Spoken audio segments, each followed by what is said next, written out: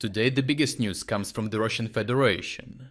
Here, Ukraine's winter strike campaign is expanding in scope just as Moscow enters the most demanding phase of the season.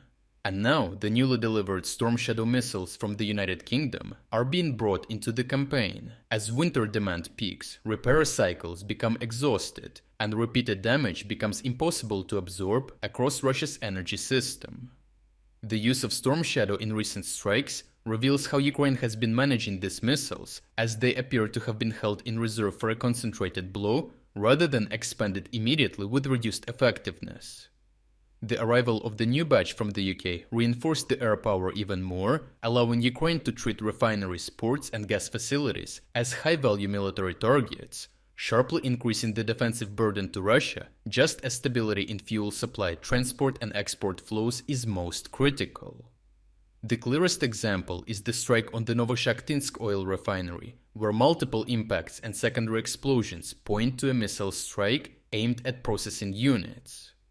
Novoshakhtinsk plays a central role in supplying southern regions and military logistics. The strike was designed to halt production and extend repair time through hidden pipeline junctions, power supply units and control systems needed to bring processing units back online. This is the optimal moment to deploy Storm Shadow because winter fuel demand is peaking, repair crews and spare parts are already overstretched, and any disruption to processing units now compounds faster than Russia can restore capacity. The pattern of damage suggests attention to choke points such as pipelines, control systems, and power connections, which delays the restart of the facility for weeks.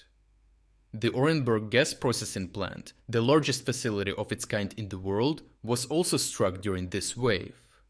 Available reporting indicates a long-range drone was used as opposed to Storm Shadow, highlighting that Ukraine is deliberately mixing tools, using missiles to disable processing units, whilst drones are used to force air defenses to cover distant regions at the same time.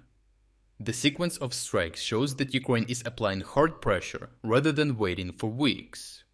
As Ukraine hit the Syzran oil refinery in Samara Oblast, with Russian sources acknowledging disruptions that again point to processing units and targeting control infrastructure instead of storage tanks alone.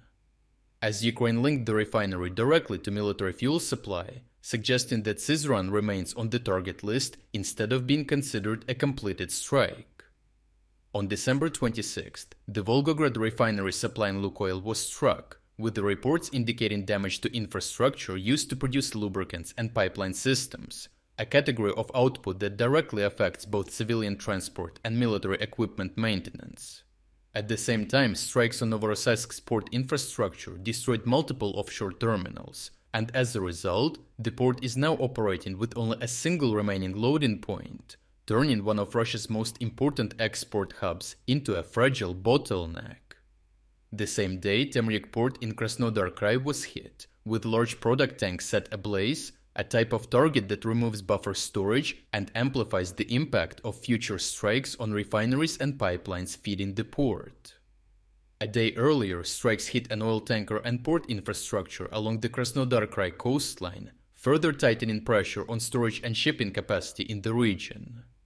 The fire at the Saratov refinery, which occurred without a new strike, is one of the clearest signs of how degraded Russia's refining system has become.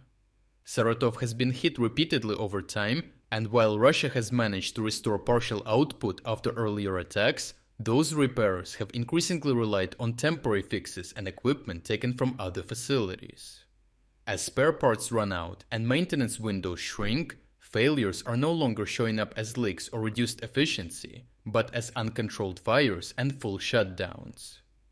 This shows a shift from recoverable damage to structural breakdown, where facilities begin to fail under their own accumulated stress. Overall, Ukraine's winter campaign is pushing Russia's energy system past the point where damage can be managed through rotation and repair.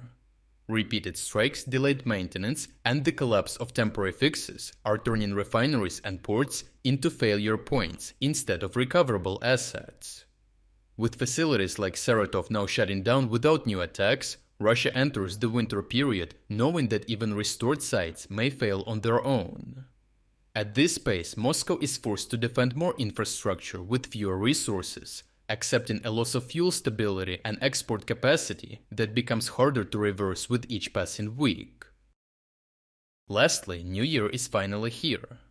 So take advantage of our massive 60% New Year discount to unlock full access to our interactive map and exclusive strategic updates. Starting from just $3.99, you will gain access to the uncensored combat footage that we use in every report, as well as all significant events analysis that go far beyond what we can include in our short daily videos. Thirdly, you will unlock our timeline builder tool, the world's first artificial intelligence-powered system designed to connect the dots between the news in real time. Fourth, and most importantly, you will unlock our advanced news analysis tools, giving you comprehensive insights into the news cycle, detailed story sentiment breakdowns, and trend analysis to reveal the most important themes and events. And last but not least, you will gain access to all our exclusive strategic updates about the war in Ukraine. If you wanted to support our efforts but haven't had the chance, now is the perfect time to jump in and make a real difference. So check out the link in the description to become an exclusive member of our community. I truly appreciate everyone who stepped up to join us. Your support means the world to us.